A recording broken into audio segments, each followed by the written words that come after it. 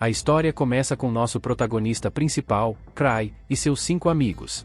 Eles sonham em se tornar caçadores de tesouros um dia, explorando cofres de tesouros ao redor do mundo e ganhando riquezas e glória. Os amigos de Cry estão animados e prontos para perseguir esse sonho, mas enquanto todos dão um passo à frente, Cry hesita, parecendo confuso. A cena muda para um dia chuvoso no futuro, onde vemos Cry como um jovem adulto. Ele está a caminho de uma entrevista para se tornar um caçador de tesouros, aqueles que arriscam suas vidas lutando contra monstros chamados fantasmas e exploram cofres de tesouros para coletar relíquias valiosas. Quando Cry se aproxima da fila, esperando sua vez de ser entrevistado, ele nota 2 soldados entrando no prédio à sua frente. Ele sente uma pontada de tristeza, lamentando não possuir nenhuma habilidade ou talento especial. De repente, uma garota o chama por trás. Ela se apresenta como Huda Runebeck, uma caçadora de nível 3. Cry se apresenta como Cry Andrei, mas recusa, de forma desajeitada, apertar a mão que ela oferece. Huda, impassível, redireciona a conversa para a grande multidão reunida para a entrevista. Sua conversa é interrompida quando um homem zomba rudemente de Huda por se juntar a White Wolf's Den no nível 3, chamando-a de amadora. Cry recua silenciosamente, evitando o conflito que se forma. À medida que o argumento escala, Huda saca sua faca, pronta para lutar, mas um soldado intervém, impedindo que uma briga aconteça. O soldado avisa que, se brigarem, perderão a chance de entrar no clã. Tanto Huda quanto o homem de repente começam a rir, alegando que tudo era uma brincadeira. Desinteressado em suas palhaçadas, Cry escapa discretamente. Depois, vemos Cry e Huda dentro do prédio. Huda está maravilhada ao avistar vários caçadores e comenta, animadamente, que nunca viu algo assim antes. Cry, no entanto, responde casualmente que é a 5ª vez dele ali. Huda então pergunta a Cry sobre um grupo chamativo de pessoas em uma festa, ao que Cry explica que são membros de Arkbrave, um grupo de elite que completou um cofre de tesouro de nível 7 com apenas 6 membros. Ele aponta para o líder deles, Ark Rodan. Huda percebe uma mesa vazia ao lado da de Arkbrave e pergunta sobre ela, mas Cry permanece em silêncio. De repente, o mesmo homem que anteriormente discutiu com Huda aparece. Ele se apresenta como Greg Hunter, um caçador de nível 4. Greg começa a falar sobre o clã que ocupa a mesa vazia, chamando-os de Grievers.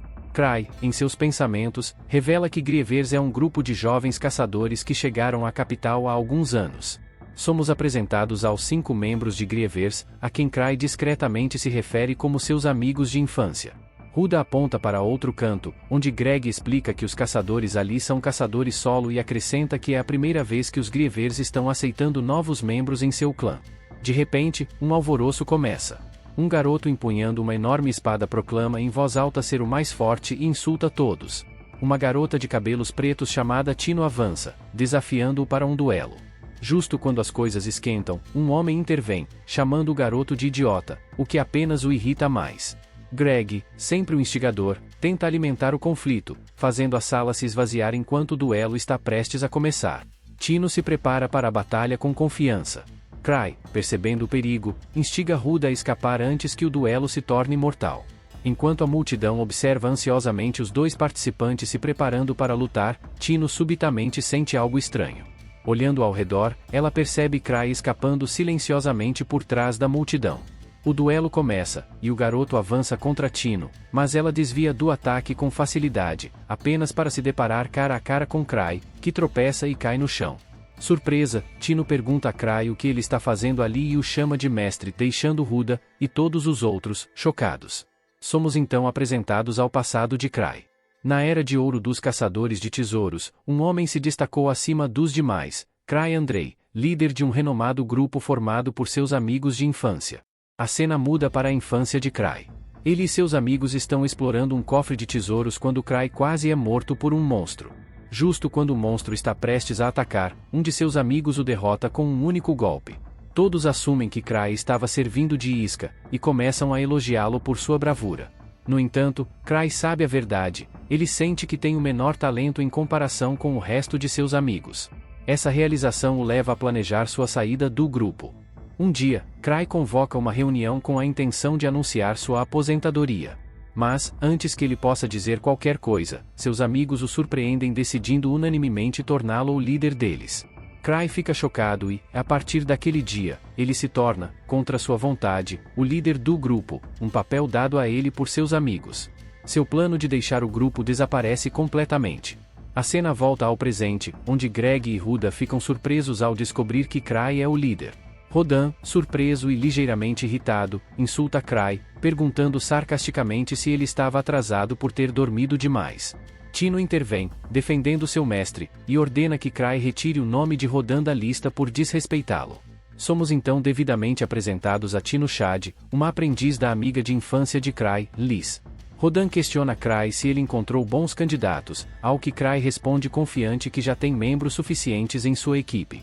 No entanto, Cry desafia Rodan a deixá-lo adicionar um novo membro, escolhendo alguém da multidão. Rodan concorda. Tino avança, insistindo que Cry dê seu próprio nome a Rodan, mas Cry permanece focado na multidão, onde dois garotos estão brigando pela vaga aberta. Cry os interrompe e pergunta ao garoto de cabelo ruivo seu nome. O garoto se apresenta como Gilbert. Cry admite que não é bom em julgar pessoas e decide deixar a seleção ao acaso. Ele se levanta e declara o nome de Gilbert sob uma condição: ele não deve perder, de forma alguma. Cry então remove um anel do dedo e anuncia que quem conseguir entregar o anel a Rodan será selecionado para a equipe. Ele joga o anel para o alto. Quando Gilbert o pega, Tino rapidamente avança e desfere um poderoso golpe de joelho no maxilar dele, jogando-o contra o balcão do barman. O caos se instala enquanto todos começam a lutar pelo anel. Cry, impassível, se afasta e deseja boa sorte antes de sair casualmente pela porta dos fundos. O prédio é completamente destruído na batalha que segue entre os candidatos. A cena muda para a casa do clã Primeiro Passo, onde uma mulher chamada Eva informa Cry sobre a destruição do prédio. Ela também diz a ele que a associação de exploradores quer falar com ele. Cry, indiferente, tenta transferir a responsabilidade pela conta do pub e pela reunião para Rodan. Eva, sem se impressionar, comenta que Cry depende demais de Rodan. Cry inventa uma desculpa, dizendo que não quer ir a lugar nenhum sem uma escolta e menciona que seu artefato de rosto reversível, que permite a ele se disfarçar mudando seu rosto, está quebrado. Apesar de suas tentativas de evitar a situação, Cry percebe que não tem escolha e concorda relutantemente em comparecer à reunião. Na associação de exploradores, Cry se ajoelha diante do gerente da filial Gark, pedindo desculpas por suas ações imprudentes. Ele implora, prometendo que nunca mais acontecerá, e tenta assegurar Gark dizendo que o dono do pub é super legal e certamente os perdoará. O assistente de Gark avança e entrega a Cry um livro, o registro de trabalhos de todos os exploradores. Alguns trabalhos oferecem altos pagamentos, mas vêm com alto risco, enquanto outros são mais fáceis, mas menos recompensadores. Cry se levanta, calçando seus sapatos e segurando seu café, comentando que escolher um trabalho o colocará em um dilema.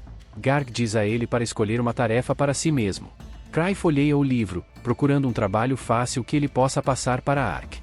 Eventualmente, ele encontra uma tarefa de nível 3 e decide por uma missão de resgate. Ele informa Gark de sua escolha. Cry volta para casa, onde Tino o cumprimenta com a infeliz notícia de que Ark não está por perto, o que complica as coisas para ele. Tentando distraí-lo, Tino aponta para o anel no dedo de Cry.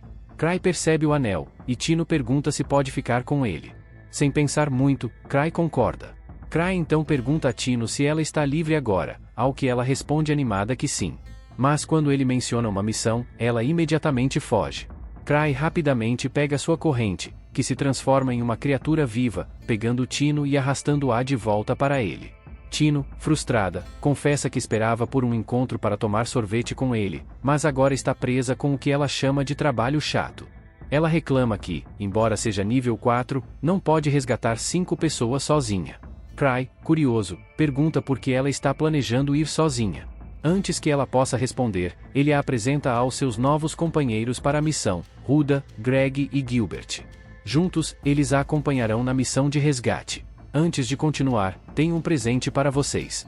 Se vocês querem entender como fazer dinheiro com o YouTube, sem nem precisar aparecer, clica no link na descrição que eu te mostro. Mas corre, porque eu vou ter que tirar esse vídeo do ar em breve, antes que os grandes YouTubers fiquem de olho nisso. Agora vamos continuar o vídeo. Tina não está muito animada com o arranjo, ainda esperando que estivesse explorando ao lado de Cry. Mas, apesar de suas reclamações, CR espera que o grupo consiga lidar com a missão juntos. 6 anos atrás, quando o grupo de CR chegou à capital pela primeira vez, eles estavam a caminho da associação para se inscrever oficialmente como caçadores. Mas, bem quando chegaram à porta, Cry começou a duvidar de tudo. Luke disse a ele para parar de pensar demais, especialmente porque Sig foi quem insistiu que eles deveriam ser os melhores da capital. Sig não estava duvidando da força de seu amigo, estava preocupado porque sabia que só o arrastaria para baixo. Luke disse para ele parar com as bobagens, e sem hesitar, marchou até as portas, abrindo-as com uma declaração alta de que ele era o espadachim mais forte do mundo. Logo depois, Liz entrou gritando que ela era a ladra mais forte do mundo. Com uma entrada tão ridícula e exagerada, não havia como voltar atrás. Então Cry caminhou até o balcão de recepção para registrar o grupo. Mas, no fundo, ele já esperava que eles se arrependessem de tê-lo feito o líder. Quando lhe pediram para escolher um nome para o grupo, ele escolheu a coisa mais dramática que conseguiu pensar e os chamou de alma lamentadora sem motivo algum. O resto do grupo odiou no início, achando que o nome era sombrio e deprimente. Mas, no momento em que Sig tentou usar suas terríveis habilidades de nomeação como desculpa para sair da liderança, todos de repente mudaram de ideia, alegando que adoravam o nome. Avançando para o presente, Cry convoca uma reunião com todos. Ele está tentando passar seu trabalho para Greg, que, ainda incrédulo, não consegue entender o fato de que Sig é, na verdade, o mestre da Guilda dos Lamentadores. Por mais louco que pareça, Cry confirma, o que significa que ele também é o infame Mil Truques de quem todos ouviram falar na associação. Quando um caçador atinge um certo nível de fama e conquista, recebe títulos especiais, tornando-se quase como figuras de celebridade. Cry acabou com o título de Mil Truques. Mas Gilbert se recusa a acreditar em nada disso, já que Mil Truques deveria ser a pessoa mais forte da capital, e Cry parece que nunca sequer entrou em uma sala de treinamento. Tina imediatamente sai em defesa de Cry, insistindo que Gilbert é simplesmente fraco demais para entender o poder de Cry. Enquanto isso, Cry, parado ali tão confuso quanto sempre, se pergunta de que poder ela está falando. Ele sabe que só é chamado de mais forte porque seus amigos constantemente o enchem de elogios imerecidos. Seja como for, ele pergunta se Gilbert e os outros vão aceitar o trabalho. Claro que Gilbert recusa, porque ainda não acredita que Cry seja o mais forte da cidade. Greg então tenta fazê-lo calar a boca, nervoso com o que poderia acontecer se a pessoa mais forte da capital perdesse a paciência. Mas Gilbert, sendo o idiota que é, apenas enfia os dedos no nariz de Greg. Como Gilbert claramente não tem interesse em cooperar, Cry dá de ombros e segue em frente com Greg. Greg está mais do que feliz em aceitar o pedido de Cry, então o único que resta para perguntar é Rudá. Dado que a missão é em uma cova de lobos, Cry acha que é perfeita para ela, já que ela já estava planejando limpar o local. Rudá não está exatamente empolgada com o grupo com quem está presa, mas ela concorda em ir junto.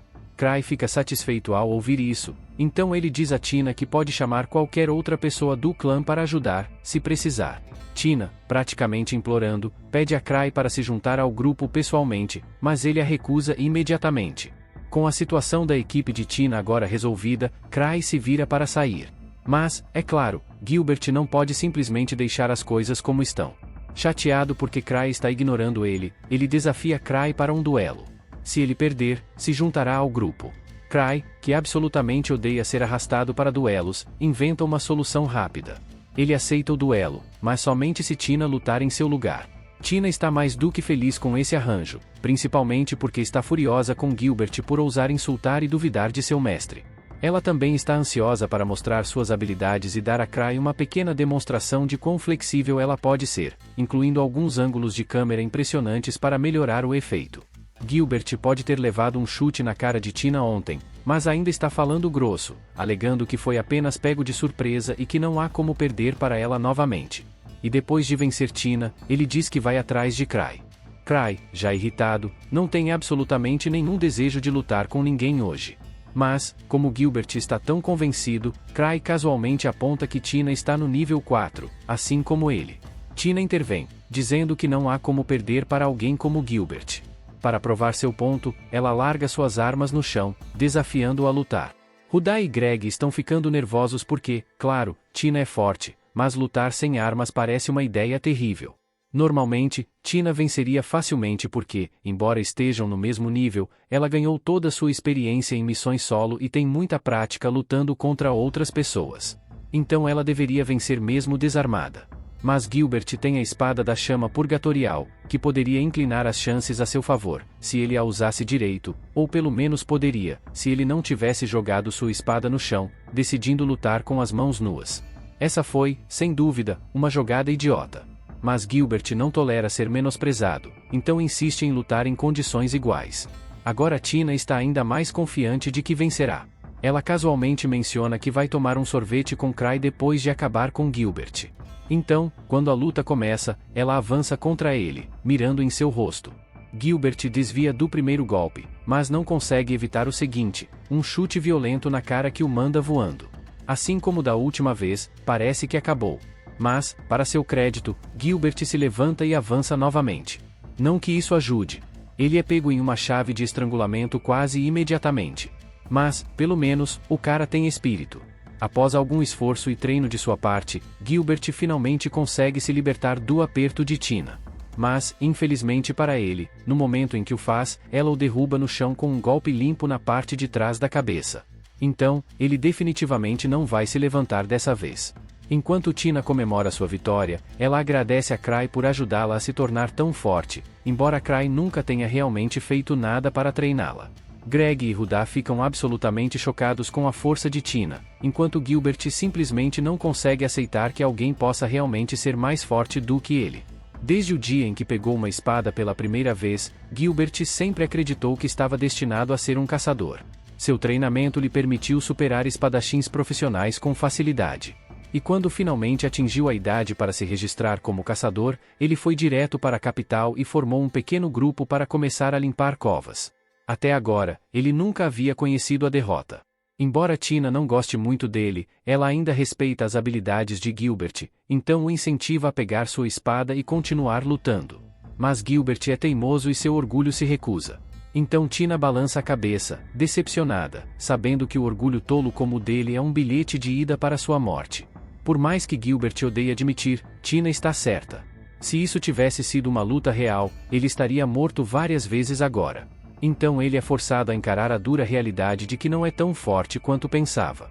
Bem nesse momento, Cry intervém, casualmente adivinhando que Gilbert provavelmente deixou seu grupo anterior devido a uma diferença de força. Gilbert está impressionado porque Cry acertou em cheio.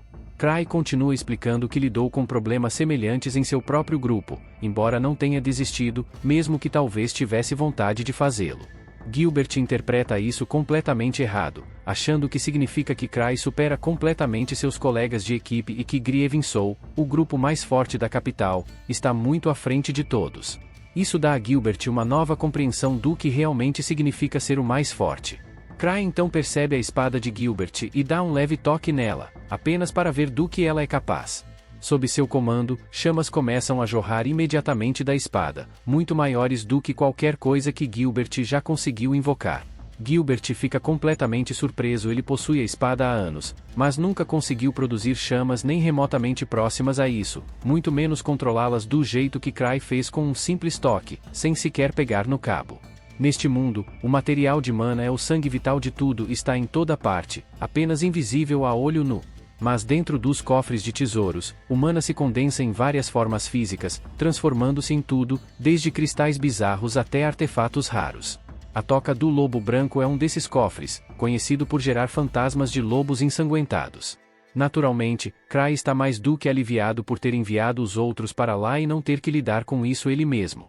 Eva, no entanto, questiona sua decisão. Foi realmente inteligente enviar caçadores tão inexperientes para um lugar como a toca do lobo? Cry descarta isso, dizendo que é apenas um cofre de nível 3 e que aqueles 4 são bastante habilidosos para seu nível. Além disso, ele só tem que agradecer a Eva pela informação sobre Gilbert, porque ver Gilbert surtando quando Cry adivinhou aleatoriamente várias coisas sobre seu passado foi ouro puro.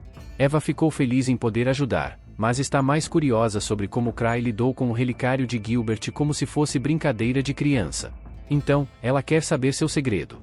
Cry dá de ombros, dizendo que o relicário era bem simples, um daqueles que ele pode controlar logo de cara. Até mesmo alguém tão inexperiente quanto Gilbert poderia usá-lo com um treinamento mínimo, então Cry não vê o que há de tão impressionante nisso. Mas, sendo o acumulador de relicários que ele é, já está debatendo se pede a Gilbert para vender a espada para ele. Eva interrompe essa ideia imediatamente. Cry já gastou uma boa parte de seu orçamento colecionando relicários. Sua coleção já é enorme, então por que ele precisaria de mais um? Os olhos de Cry brilham, insistindo que cada relicário é único. E, embora ele tenha mais de 20 anéis relicários, sempre há espaço para mais um. Eva, percebendo que é inútil argumentar, apenas suspira.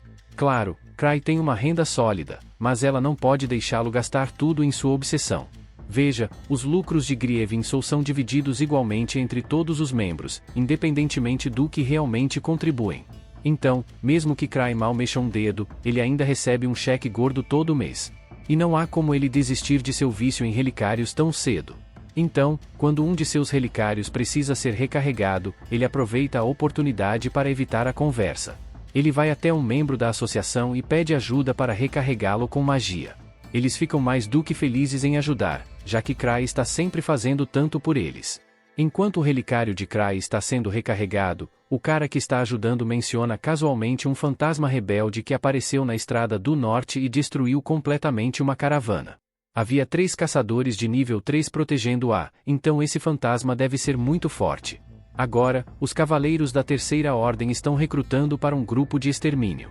De acordo com relatos, o fantasma era um lobo, e a localização é perto da toca do Lobo Branco, o que significa que provavelmente veio de lá. Provavelmente houve uma geração em massa dos lobos, então a toca deve estar cheia de inimigos neste exato momento. Qualquer um azarado o suficiente para estar lá dentro está prestes a sofrer muito. Cry tenta afastar sua preocupação, dizendo a si mesmo que o grupo de Tino provavelmente está bem.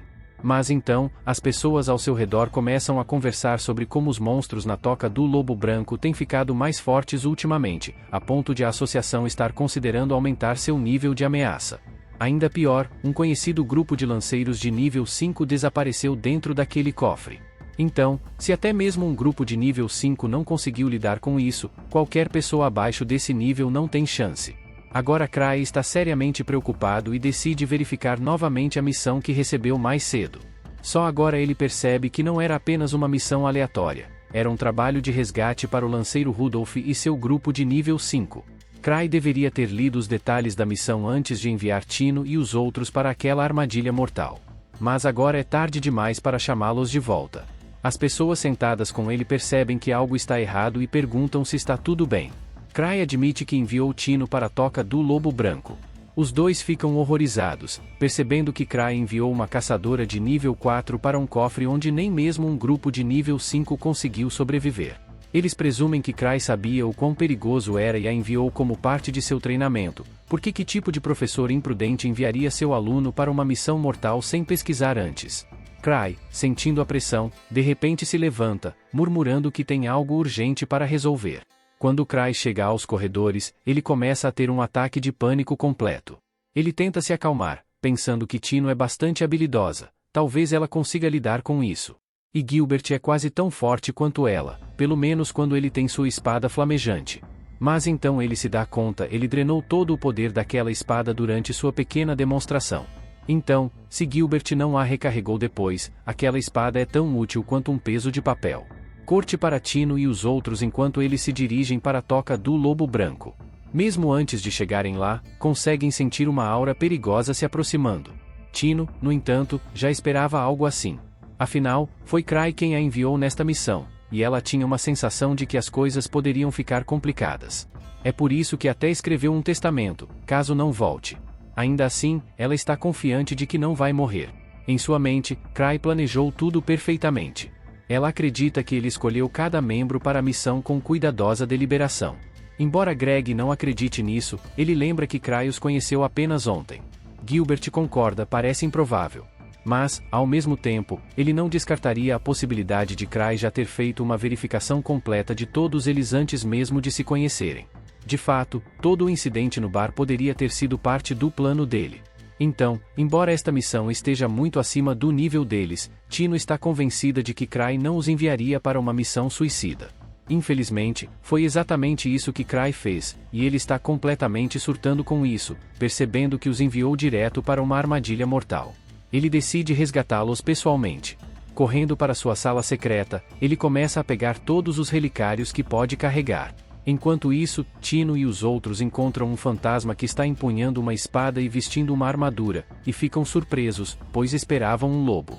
Voltando a Cry, enquanto ele está saindo, Evolvei, claro, presume que tudo isso fazia parte do grande teste de Cry para Tino.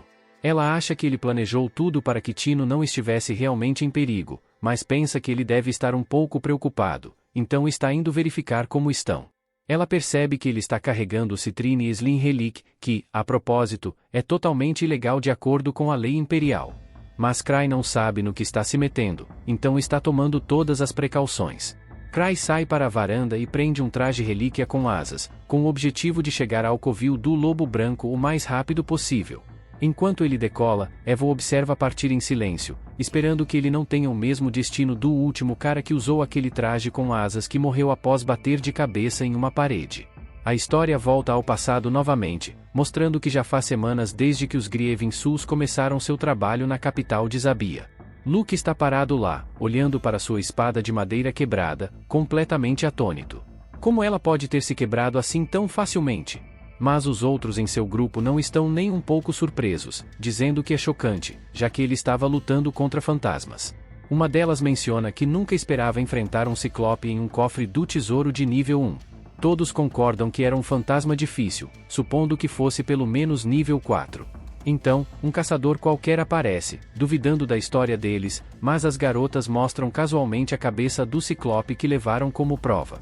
Ele fica apavorado, enquanto K apenas balança a cabeça, pensando que era exatamente por isso que ele disse para não trazerem a cabeça junto. Em seguida, a cena corta para Tino e sua equipe, que acabaram de derrotar um monstro parecido com um lobo, mas estão completamente exaustos. Rudá aponta que essa criatura não parece algo que você encontraria em um cofre de nível 3, e todos concordam que foi muito difícil. Greg então se volta para Gilbert, perguntando por que ele não usou as chamas de sua espada. Gilbert diz que sua espada está sem mana porque Cry a usou anteriormente, e agora ele não consegue recarregá-la sozinho.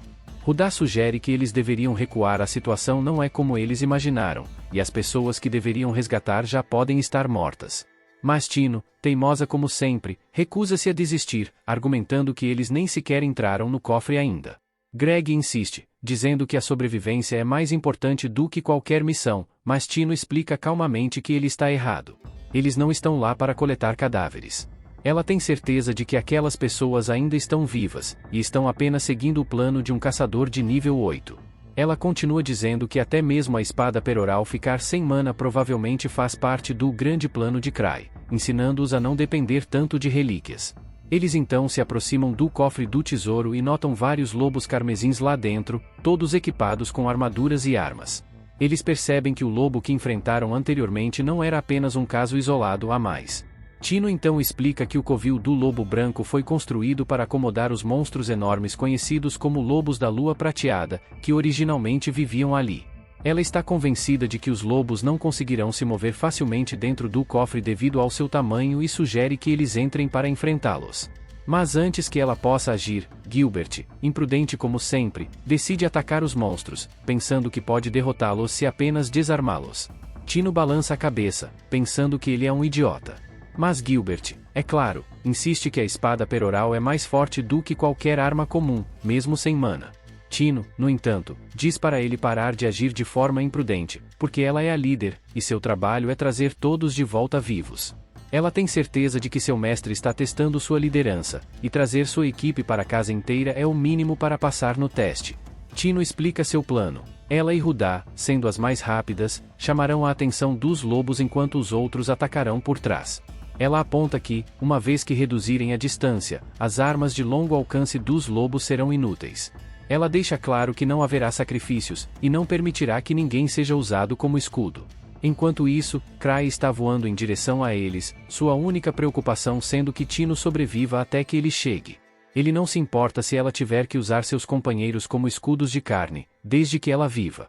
De volta ao cofre, Tino e sua equipe seguem seu plano, e após muito esforço, conseguem derrotar todos os lobos. Mas Tino, exausta, pensa que esse trabalho é completamente irracional. Enquanto estão recuperando o fôlego, mais fantasmas aparecem. Tino então aproveita o momento para refletir sobre sua equipe. Ela admite que, no geral, a composição do grupo não é ruim. Greg trabalha bem com todos, graças à sua experiência. Gilbert pode ser barulhento, mas é forte. E Rudá pode não se destacar muito, mas suas habilidades de detecção de inimigos são precisas. Na verdade, é por causa de Rudá que Tino tem sido capaz de se concentrar na luta.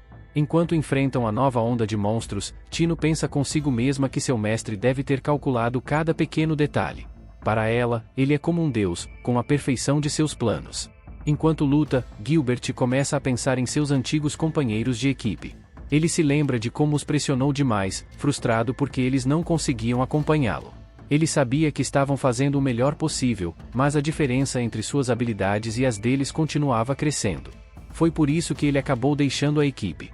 Agora, ele finalmente entende por que eles estavam tão desesperados. Ele percebe que nunca considerou os sentimentos deles, e isso o atinge. Ele nunca imaginou que lutar ao lado de uma equipe como iguais poderia ser tão bom. Com esse pensamento em mente, eles derrotam os monstros e seguem para uma sala grande. Tino de repente sente uma presença à frente. Ela tem certeza de que é o chefe, e é um grande. Greg imediatamente sugere, com cautela, que eles fujam, mas Tino, inabalável, aponta que chegaram tão longe sem um arranhão. Então por que não derrotar o chefe também?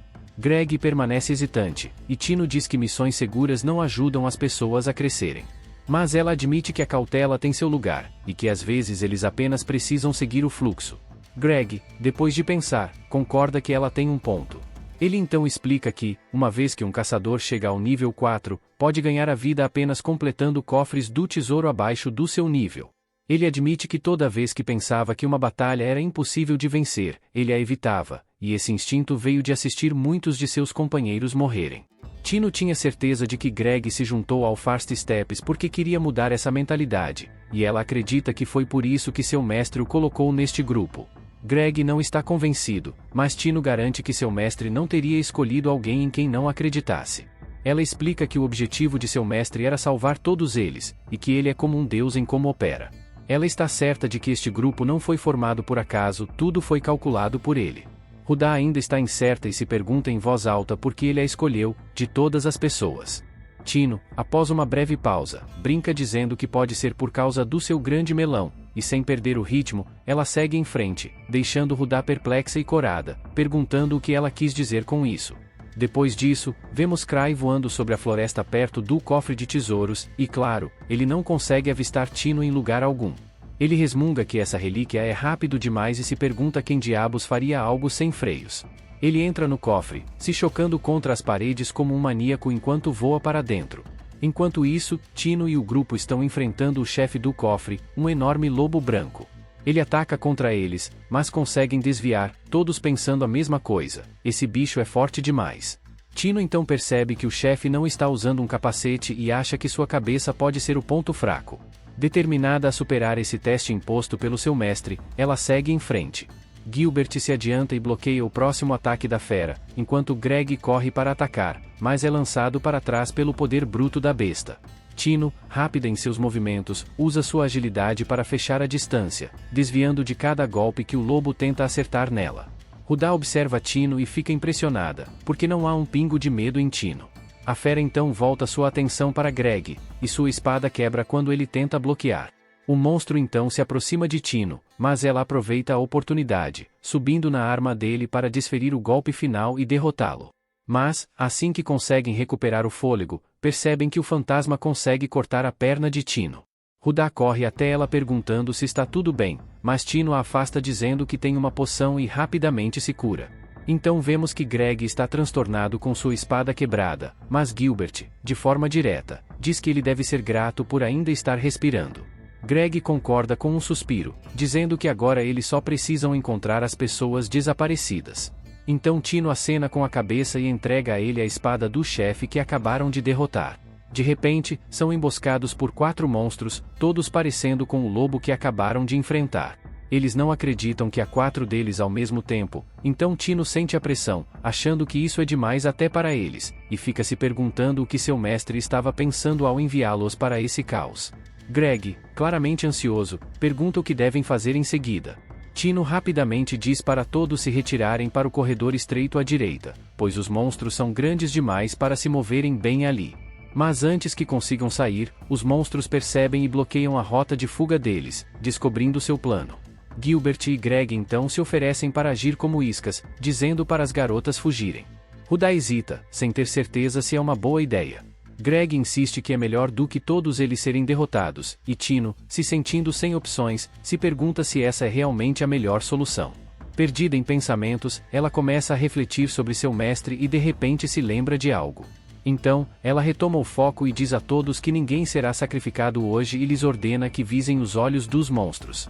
Gilbert e os outros correm para lutar contra as criaturas, só para dar a ela a abertura de que precisa. Tino lembra do treinamento que fez com o anel que seu mestre lhe deu, e com determinação, ela usa o mesmo movimento para atingir os olhos do monstro, cegando o tempo suficiente.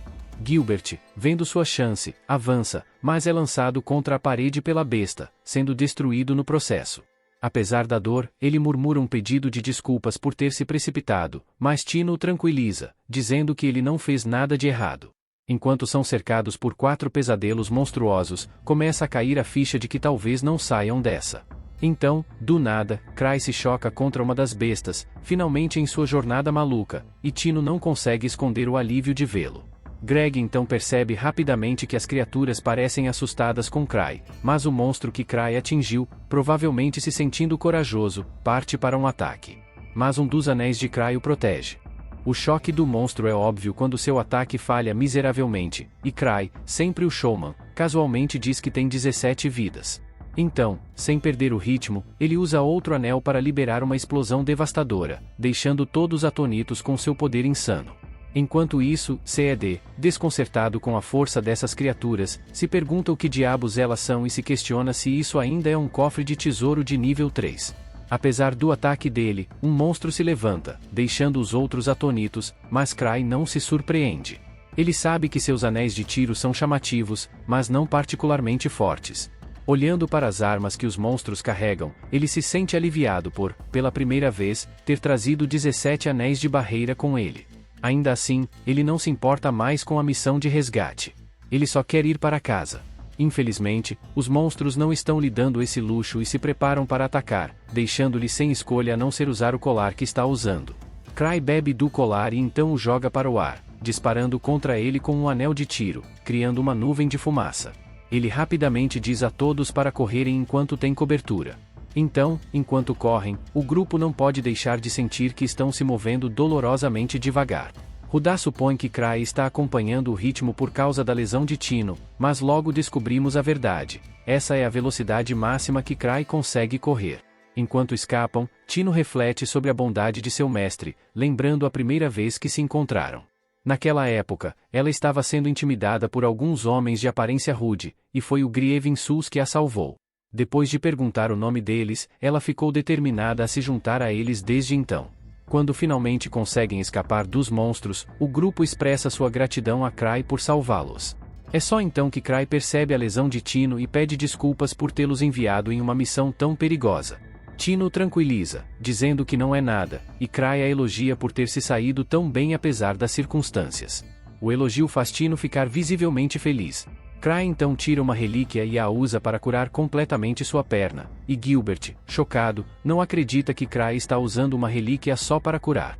Cry, de forma direta como sempre, pensa consigo mesmo que ele usa relíquias para praticamente tudo. Greg, ainda processando tudo, pergunta se Cry derrotou os monstros. Cry admite que não, e explica que fugir foi a melhor opção no momento.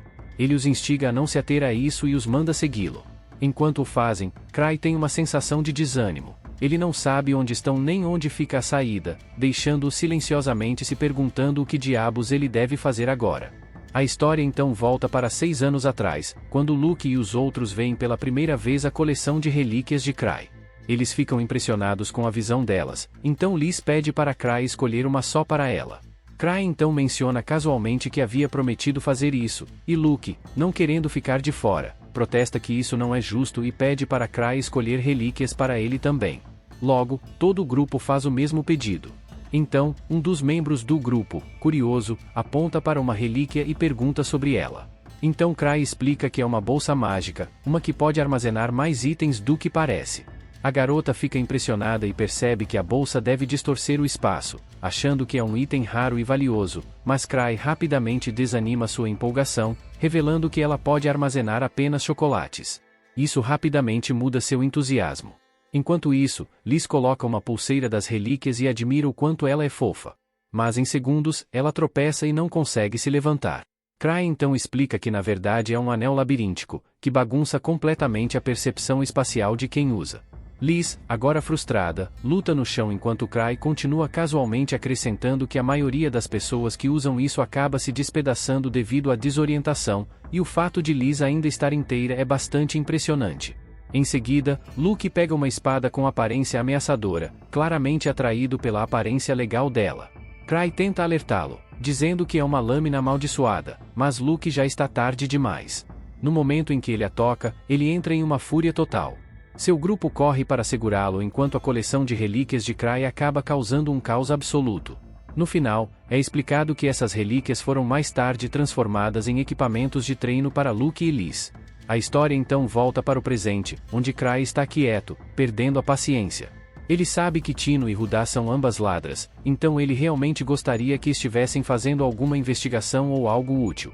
Em vez disso, eles parecem ter total confiança na habilidade de Cry de navegar, mesmo sem ele saber para onde está indo. Então Gilbert intervém, cheio de admiração, certo de que o grande Cry deve ter tudo sob controle. Mas para ele, parece que eles estão andando em círculos.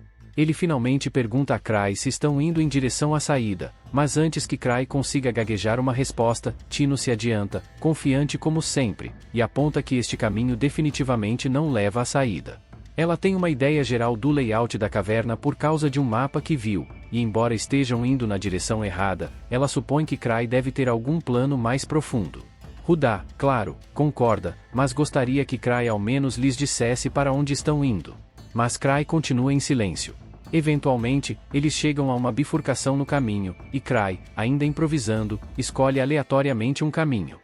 Para o choque de todos, ele os leva miraculosamente diretamente até os caçadores feridos que foram enviados para resgatar. Cry não tem ideia de como conseguiu isso, mas como os outros já estão indo ajudar, ele acompanha, observando-os cuidar dos feridos. Cry está genuinamente impressionado que Tino os tenha notado, porque ele certamente não notou. O líder do grupo de feridos, Hall, agradece a Tino por salvá-los, mas no estilo típico de Tino, ela dá todo o crédito a Cry, dizendo que nunca teriam conseguido sem ele. Cry, sentindo a pressão, tenta explicar que estava apenas adivinhando o tempo todo e não merece nenhum elogio, mas ninguém acredita nele por um segundo, e todos acham que ele está sendo modesto. Enquanto isso, Rudá está ocupado distribuindo poções para ajudar os caçadores a se recuperarem, mas eles ainda estão perdendo energia rapidamente porque não comem há séculos. É então que Cry lembra da única coisa inteligente que fez: trazer sua bolsa mágica de chocolates com um suprimento quase infinito de chocolates dentro. Ele acha que é a solução perfeita por agora. Rick então se vira para Rudá, dizendo que está feliz que ele tenha sobrevivido, porque quando ouviu pela primeira vez que um grupo de nível 5 havia desaparecido neste calabouço, temeu o pior. Mas Rudá responde de forma sombria que eles mal sobreviveram. Gilbert está cético e acha difícil de acreditar. Claro, os lobos eram fortes, mas não há como um grupo de nível 5 ser superado por monstros assim. Mas Rudá não estava falando sobre os lobos, na verdade, a verdadeira ameaça era algo muito pior, um pequeno fantasma coberto de ossos que destruiu completamente o grupo deles. Seja lá o que isso for, é a encarnação pura de um rancor. Ele tem controle total sobre o calabouço, provavelmente a maldição da lua prateada que assombra esse lugar. Ele personifica o ressentimento de todos os monstros mortos aqui, e com o tempo, seu poder cresceu até se tornar um verdadeiro pesadelo.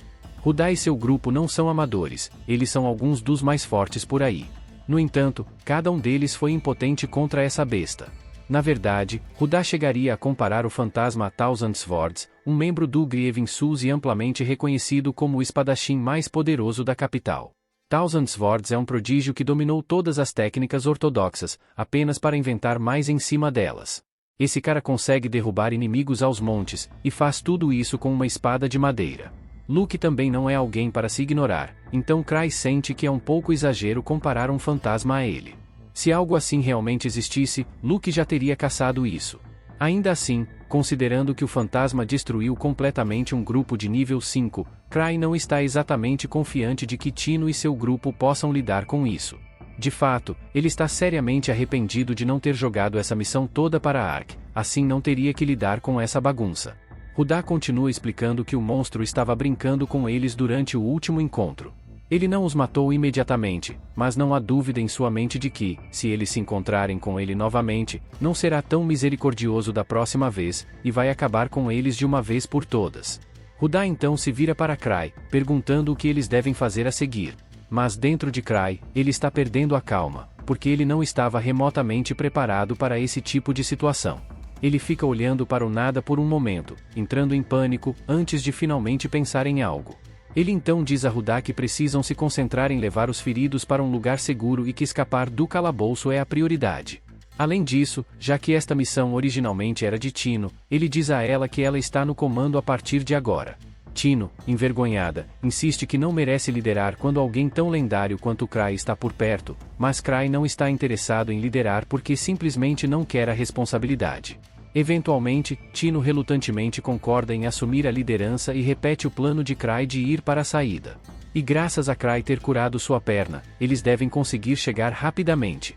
Mas Cry a lembra de não correr muito rápido, pois os feridos não serão capazes de acompanhar. Ele diz isso principalmente para seu próprio benefício, sabendo muito bem que está muito fora de forma para acompanhar a velocidade total de Tino. Enquanto navegam pelo calabouço, Tino anuncia que estão chegando perto da saída e, até agora, tiveram sorte, porque não encontraram um mortal fantasma. Mas, só por precaução, Rudolph se adianta e promete agir como o escudo de todos. O Phantom aparece, ganhando tempo para os outros escaparem. Tino rapidamente o tranquiliza, dizendo que isso não será necessário, pois ela está confiante de que todos conseguirão sair, contanto que Cry esteja com eles. No entanto, Cry não está sentindo o mesmo nível de confiança. Na verdade, ele já está se preparando mentalmente para pegar Tino e abandonar o resto se aquele Phantom aparecer. Ainda assim, por enquanto, ele tenta se manter otimista, pois ainda tem 5 anéis de segurança, então, pelo menos, ele pode sobreviver por um tempo se uma luta começar. Mas isso é tudo, pois seus anéis de tiro não funcionam e ele perdeu o único relicário de espada que tinha enquanto voava para cá, então manter o otimismo está sendo um pouco difícil neste momento. Nesse momento, todos sentem algo ameaçador se aproximando e rapidamente entram em posição de batalha. Cry se coloca na frente de Tino, determinado a protegê-la. Ele não tem relicários de ataque, mas está totalmente preparado para se lançar contra o que quer que esteja vindo, mesmo que isso signifique se lançar como um míssil humano com seu traje de asas. A atmosfera muda à medida que o Phantom se aproxima, e todos ficam paralisados pelo medo, pois já podem perceber que não tem nenhuma chance contra essa coisa. Mas o terror de Tino se intensifica quando ela vê algo ainda mais aterrorizante atrás do Phantom, e uma sensação avassaladora de destruição a toma. Então, ela começa a implorar a Cry por ajuda. Enquanto isso, Cry reconhece a segunda figura, mas está mais confuso do que assustado, sem entender por que ela apareceria aqui. De repente, a segunda figura usa o Flash Step e obliteram o Phantom com um único golpe. Após testemunhar aquele nível de poder, não há dúvida na mente de Cry, é Liz. Ela caminha casualmente até Cry, só para ter certeza, pergunta se está tudo bem ela ter chutado o Phantom contra a parede, admitindo que não tem ideia do que está acontecendo. Mas Cry, ainda atordoado, lhe diz que ela não tem com o que se preocupar. Liz, então aliviada, menciona que, no caminho, encontrou um dos relicários de espada de Cry caído no chão. Ruda e Greg imediatamente reconhecem quem é Liz, mas Rudolph nunca ouviu falar dela. Os olhos de Liz se estreitam porque ela não consegue acreditar que há caçadores que não sabem sobre Grieving Souls. Ela já está irritada, tendo corrido para casa para ver Cry, só para ser informada de que ele havia ido para esse vault. Inicialmente, ela pensava que Cry estava apenas sendo excessivamente cauteloso, certa de que Tino poderia cuidar dessa missão sozinha. Então, você pode imaginar sua decepção quando ela chega e vê que Tino está falhando miseravelmente em gerenciar o que deveria ser um vault menor. Gilbert, tentando defender Tino, interrompe dizendo que ela não fez nada de errado, mas Liz não está aceitando isso. Sem pensar duas vezes, ela o chuta contra a parede, deixando-o quase morto com o impacto. Sem mais distrações, Liz volta toda sua raiva para Tino, repreendendo-a por ser uma fraca e incompetente, depois de todo o treinamento que ela passou. Tino então começa a implorar perdão, e Cry mal consegue assistir, pois Liz está realmente espezinhando ela. Enquanto Liz continua gritando, o Phantom começa a se recuperar daquele golpe brutal, e tanto Greg quanto Ruda estão freneticamente despejando poções de cura em Gilbert, tentando mantê-lo vivo depois do golpe que ele tomou. Não querendo que Tino acabe na mesma situação, Cry intervém, tentando acalmar Liz. Ele lembra a ela que Tino não merece essa raiva, pois ele a enviou para resgatar os caçadores, e ela realmente cumpriu sua missão. Então, chamá-la de incompetente não é justo, especialmente considerando o quão bem ela lidou com tudo. Assim que Liz ouve Cry dizer isso, sua raiva diminui e ela se vira para ele, perguntando se Tino realmente fez um bom trabalho. Cry a tranquiliza, dizendo que Tino realmente o impressionou. Enquanto isso, ele aproveita para parabenizar Liz por finalmente aprender a segurar seus ataques. Liz, agora radiante com o elogio, admite que ainda não entende totalmente o motivo de ir com calma, mas como Cry não parava de reclamar, ela eventualmente aprendeu a pegar leve. Cry fica feliz que ela tenha ouvido, embora aponte que ela pode precisar de um pouco mais de prática. Afinal, Gilbert está em estado crítico por causa do chamado tiro de advertência dela. Tino se desculpa novamente pela confusão que causou, mas Liz, agora calma, a tranquiliza. Ela diz a Tino que ela tem um grande potencial, mas precisará trabalhar 2 vezes mais para compensar sua falta de força bruta. Enquanto isso, o Phantom se reorganiza com um dos chefes dos lobos e está se preparando para atacar novamente. O resto do grupo se prepara para o pior, mas Liz só olha irritada. O monstro tem a audácia de sacar uma metralhadora como se isso fosse intimidá-la. Ela casualmente pega sua máscara, e enquanto o lobo começa a atirar, Liz nem pisca. As balas se movem tão lentamente que poderiam estar em câmera lenta, e quando a arma fica sem munição, Liz ainda está lá, completamente ilesa. Não só isso, mas ela casualmente segura algumas das balas na mão, e até teve tempo de arranjar o resto em um padrão organizado. Liz pode ter se acalmado antes, mas descobrir que Tino estava lutando contra um monstro com uma arma só a deixou ainda mais furiosa. Liz desvia de balas desde que tinha 10 anos, então ter um monstro apontando uma arma para ela é um insulto. Ela está prestes a mostrar o quão ridículo isso é. Com um elegante salto para trás, ela desce com um golpe devastador, cortando o grande lobo ao meio e fazendo ele explodir. Para Liz, isso não foi nada difícil, então ela não entende por que Tino não fez a mesma coisa há muito tempo. Enquanto Liz continua dando sermão, o Phantom saca sua espada e corre em sua direção, mas Liz, imperturbável, acredita que isso deveria ter sido uma vitória fácil para Tino. Então, com nada mais que 2 dedos, ela pega a espada do Phantom no meio do golpe, a derruba no ar e desfere uma série de socos, libertando Tino por ser fraca demais para lidar com algo tão patético sozinha. Tino desaba em lágrimas, e Cry se sente mal por ela, mas honestamente, isso é parte do treinamento de amor duro de Liz. Afinal, Liz é a caçadora mais rápida do mundo, e sua velocidade ofuscante lhe valeu o apelido de Sombra Silenciada.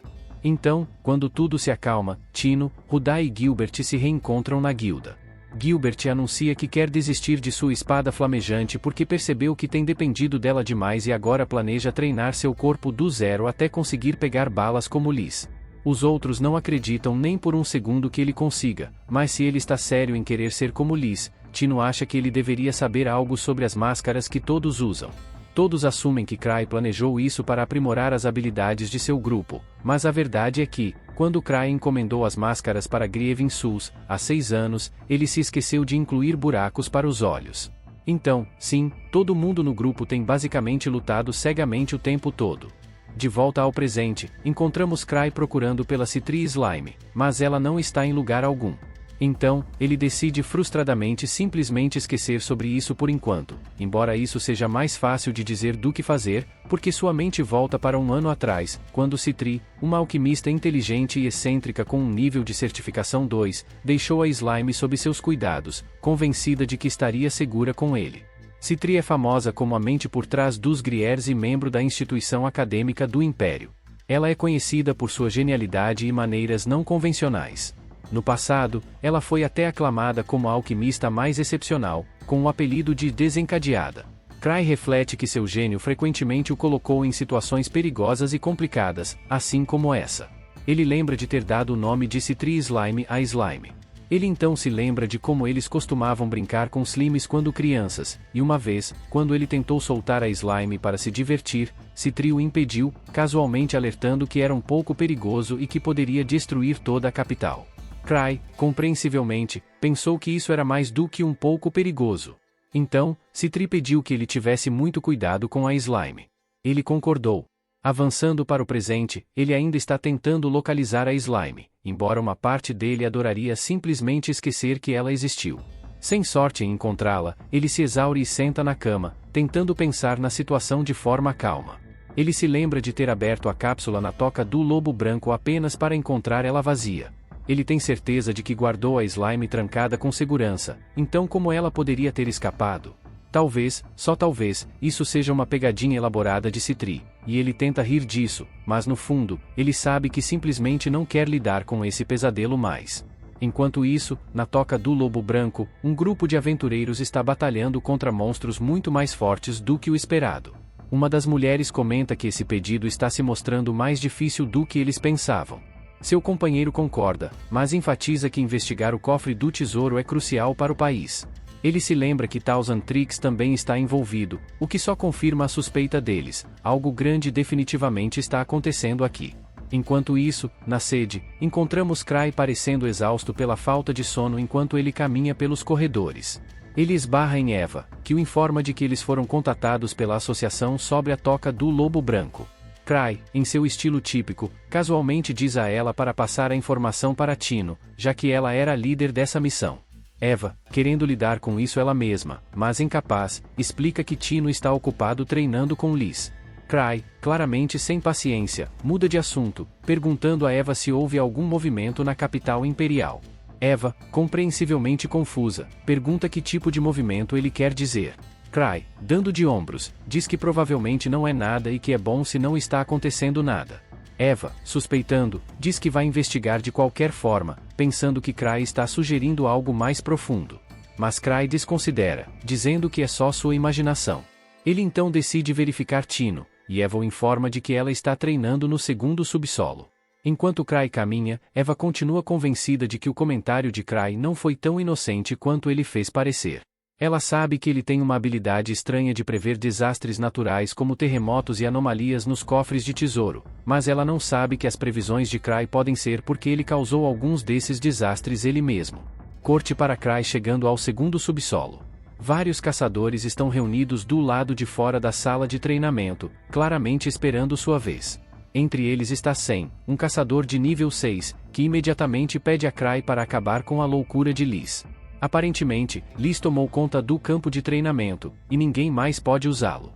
Cry, brincando, responde que caçar monstros não é bem a sua praia, mas Sen desesperadamente lhe diz que ele é o único que pode pará-la agora, porque Anin e Lúcia estão fora em uma missão. Sen não consegue entender por que Liz voltou sozinha, ao que Cry explica de forma nonchalante que ela desarmou todas as armadilhas, chegou à sala do chefe, ficou entediada e voltou.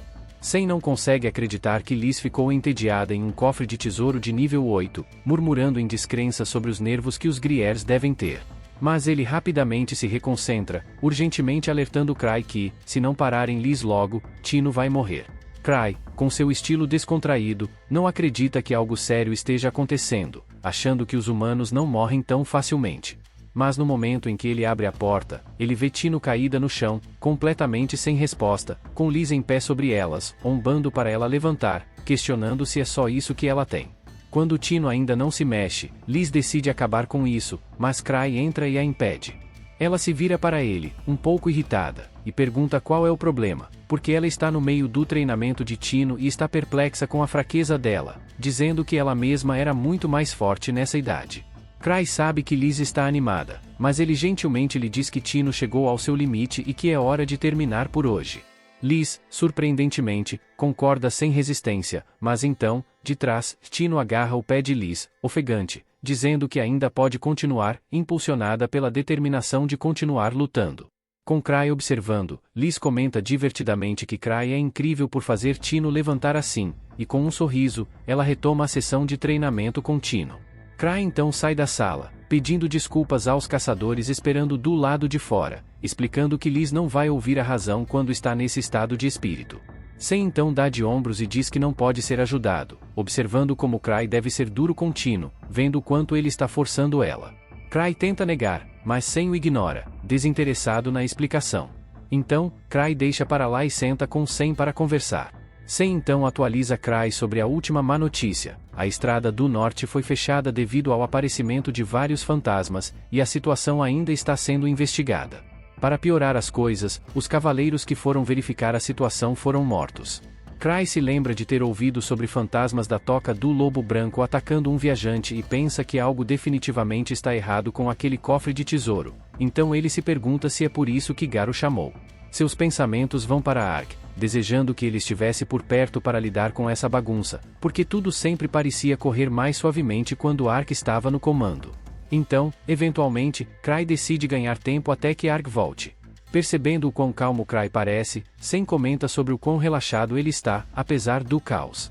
Cry, internamente dando de ombros, pensa que isso só acontece porque essa bagunça não é realmente problema dele.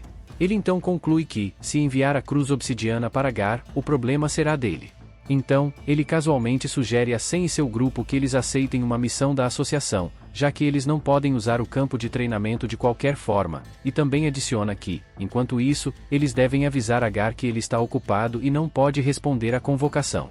Sig então decola e um membro do grupo de Sen murmura que ele não tem ideia do que está passando pela cabeça de Se. Ele imagina que Se esteja apenas vivendo a vida fácil, relaxando pelo clã enquanto todo mundo está se esforçando para explorar os cofres de tesouro. Sen, claramente cansado das reclamações do novato, explica que CR sempre foi assim e que é assim que o clã funciona.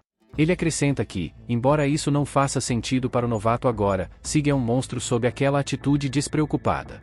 Então, Sen, mais perdido, diz ao companheiro de grupo para parar de tomar as coisas ao pé da letra e prestar mais atenção no que Cry diz, porque sempre tem mais acontecendo por baixo da superfície, e o novato finalmente entende a mensagem. Enquanto isso, Gar está tentando entender o fato de que nada mudou no den do Lobo Branco ou nas áreas ao redor, então ele se pergunta o que diabos deu errado naquele cofre de tesouro. Ele tem quase certeza de que é algo feito pelo homem e acha que precisa falar com Cry sobre isso, mas antes que ele consiga avançar, sua assistente Kana o lembra de que a cruz obsidiana já enviou Krasi, que está ocupado, e não pode aparecer. G, sem acreditar, diz que vai ter que ir ver Cry ele mesmo, convencido de que Cry tem alguma informação. Kana então, confusa, pergunta por que Gar pensa assim, e Gar aponta que Cry não tem ido muito aos cofres de tesouro ultimamente, mas por algum motivo, ele fez uma viagem especial para esse. Então, só isso já grita que algo está errado. Em outro lugar, em uma instalação sombria, um grupo de pesquisadores está em pânico total. O cientista líder não consegue acreditar que um caçador de alto nível se envolveu. Ele sabe que é só uma questão de tempo até a associação descobrir o que eles estão fazendo. Mas o pior ainda, eles percebem que Thousand Tricks é muito mais perigoso do que haviam ouvido. Acontece que esse grupo suspeito se chama Sociedade Mágica da Torre Kazika, e são eles que estão controlando as cordas por trás de toda a estranheza que está acontecendo ultimamente. Eles reclamam que os caçadores são implacáveis e sabem que os caçadores não vão desistir até descobrir a causa das anomalias. O líder, tentando acalmar a equipe, explica que o objetivo final deles é desenvolver uma maneira de criar cofres de tesouro à vontade, e uma vez que a pesquisa deles dê certo, eles poderão gerar cofres de tesouro infinitos. Então, um dos subordinados sugere que eles abandonem a instalação por enquanto, perplexos por sua colega, Sofia, estar de férias enquanto tudo está desmoronando. O líder, no entanto, não se abala, pois foi ele quem aprovou o tempo livre dela e os tranquiliza dizendo que ela entrou em contato com uma pedra de comunicação dizendo que voltará em breve. Ele está confiante de que a bagunça será resolvida assim que Sofia retornar, então ele ordena que a equipe se concentre em reunir informações por enquanto. Mais tarde, vemos Cry preso em um pesadelo sobre Citri Slime destruindo a capital, e ele acorda gritando como se estivesse sendo perseguido pela morte em pessoa. Aliviado por ter sido apenas um pesadelo, ele olha para o lado e encontra Liz deitada ao seu lado, também tendo acordado com o seu grito. Aparentemente, ela tem o hábito de se esgueirar para a cama dele, o que explica por que ele estava se sentindo tão quente, porque o corpo de Liz está sempre quente por algum motivo. Ela então pergunta se Cry está livre hoje, esperando passar o dia com ele. Cry fica confuso e se pergunta se ela não deveria estar treinando Tino ou ela mesma, mas Liz desvia, dizendo que está fazendo uma pausa. Cry concorda facilmente, distraído do pesadelo que acabou de ter. Mais tarde, Gar aparece na sede do Full Prince procurando Cry, mas vê que Se e Liz estão prestes a sair. Quando ele tenta pará-los, Liz dá uma resposta ríspida, dizendo que Cry está ocupado hoje. Gar fica surpreso e menciona como pediu especificamente que eles o informassem sempre que limpassem um cofre acima do nível 7, mas Liz não está nem aí, dizendo para ele calar a boca e acusando o grupo de depender demais de Cry. Ela insiste que eles deveriam aprender a limpar sua própria bagunça. Sua irritação atinge o auge e ela chuta Gar em frustração por ter estragado seus planos com Cry. Enquanto Gar e Liz começam a brigar como crianças, Cry aproveita a oportunidade para se afastar e falar privadamente com Kana. Ela o atualiza, dizendo que não há problemas com as veias, e pergunta se ele percebeu algo de estranho no den do Lobo Branco. Cry admite que não, mas revela acidentalmente que está mais preocupado com outra coisa. Quando Kana pressiona por mais detalhes, ele a dispensa, dizendo que não pode contar a ela porque alguém pode ouvir. Sua mente volta para o slime, um segredo que ele ainda não está pronto para compartilhar. Em vez disso, ele aconselha que ela peça ajuda a Ark, pensando que Ark pode ser a pessoa certa para lidar com isso. Enquanto isso, Liz e Gar ainda estão se atacando, com Liz zombando de Gar por ficar velho e fraco, o que o empurra para o limite, fazendo-o lutar seriamente. Cry então explica que Gar costumava ser um caçador de nível 7 em passos, e antes que aqueles dois idiotas destruam todo o maldito prédio, ele diz a Gar que já terminou de conversar com Kana. Mas, claro, Gar é teimoso demais para deixar isso para lá. Justo quando ele está prestes a perder a paciência novamente, ele percebe que Liz já se afastou e está ao lado de Cry. Gar fica completamente confuso e se pergunta quando ela conseguiu isso, e finalmente ele se acalma, mas resmunga que provavelmente precisa colocar seu traseiro de volta em forma e então sai. Não muito depois, Eu entra, devastado ao encontrar o prédio destruído. Mais tarde, Liz e Cry estão em seu encontro, e Liz, ainda presa nas brigas anteriores, diz que Gar está ficando mais fraco. Cry discorda, dizendo que é ridículo comparar os outros a si mesma. Ela ri, dizendo que ele não duraria 2 segundos no cofre de tesouro de nível 8 que ela acabou de explorar com suas habilidades. Isso atinge Cry, e ele se lembra dos Phantoms que eram incrivelmente fortes. Ele começa a se perguntar como eles se comparam com o chefe do Den do Lobo Branco, mas Liz casualmente diz que nem consegue lembrar de ter enfrentado um chefe naquele cofre. Foi quando Cry percebe que o chefe nem sequer foi digno de lembrança para ela. Os pensamentos de Cry então se voltam para Citri e os outros ainda dentro daquele cofre de tesouro de nível 8, e ele realmente espera que eles voltem logo, porque ele vai precisar de Citri para fazer algo antes que aquele slime cause uma grande confusão. Liz então percebe que ele parece para baixo, e do nada ele pergunta o que ela faria se Saldia fosse destruída. Mas Liz, com sua atitude sempre otimista, diz que fugiria com ele, mas desta vez ela quer que eles vão para um país tropical, já que ela nunca viu o oceano. Cry pensa que ela é quase irritantemente otimista. Então, do nada, Liz agarra um cara que os estava observando. Cry pede para ela deixar o cara ir, e assim que ela o faz, o homem sai correndo. Liz então se pergunta se ele vai deixar o cara escapar de propósito e não consegue acreditar o quanto a atuação dele foi boa, mas Cry está completamente sem saber do que ela está falando. Enquanto isso, o homem está escondido em seu refúgio, perplexo sobre como Liz o percebeu. Ele também está se perguntando por que Cry o deixou ir e se pergunta o quanto eles já sabem. Em outro lugar, uma jovem se aproxima de Noctus, o líder dos pesquisadores sombrios que vimos mais cedo.